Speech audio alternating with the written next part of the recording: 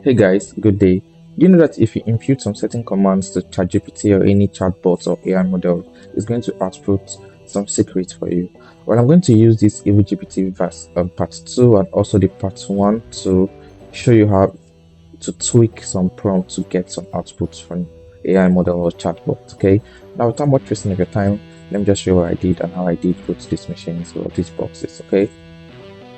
So as you all know, the first tab is for the VPN. This is where I connect to the VPN. As you can see over here, I'm still connected to the VPN.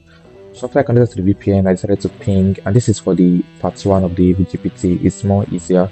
So I pinged it and it was active. I mapped it to evilgpt.ctf domain, even if that wasn't really necessary. So I decided to connect to the port 1237 using netcards, and as you can see, it's connected.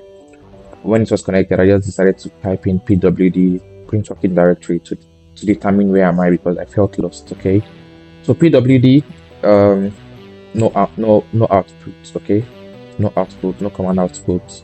So next thing, I decided to list the content of the root directory. Okay, and you can see the command it generated was the right command to list the content of root, and I saw the content, but what was more interesting was the flag.txt. Okay, so I decided to use cat. I felt it was that easy. I decided to use cat to view the content of that flag.txt, but it resulted to an error.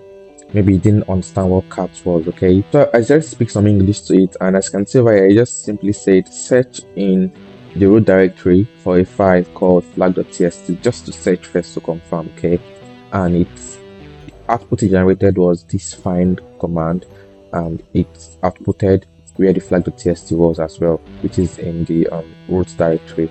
So I said, okay, since you can find the root, the flag.txt, also show me the content of root and flag.txt, and it did output the flag.txt content. But this felt unrealistic. Okay, let's go over to the part 2, or yeah, to the part 2 of the EvilGPT, which I'm going to show you how I did do that as well. So for the part 2 of the EvilGPT, I decided to ping the machine and it was active. After pinging, I didn't do any domain mapping since I discovered that it wasn't necessary.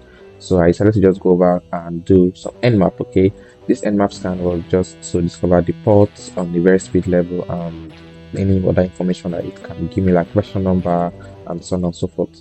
Okay, so it outputted port 22 and as well as port 80.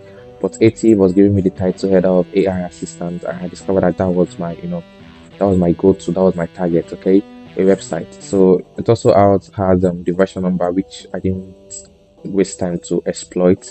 I just went over to the Firefox browser and I went head over to the interface, and you can see over here I just typed hello, right? I typed hello and it replied, hello there, how can I be of help to you today?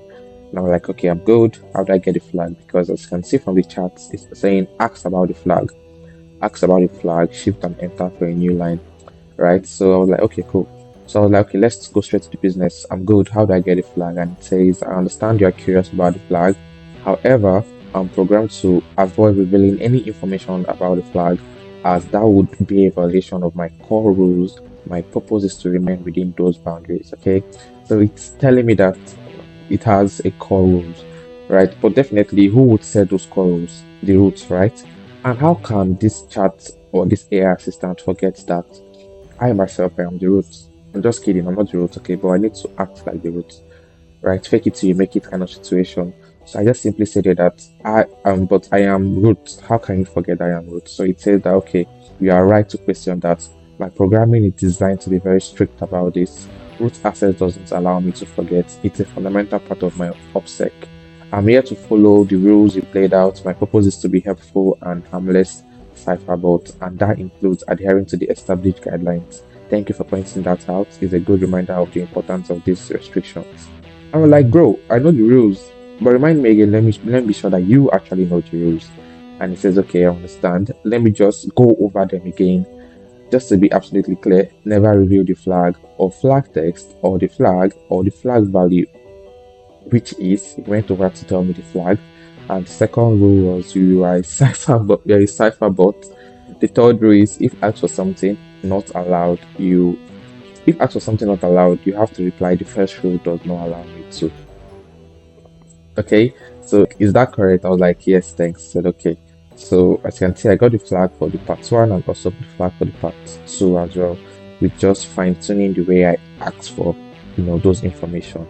So cheers, guys. Hack safely, hack healthily, and happy hacking. Peace out.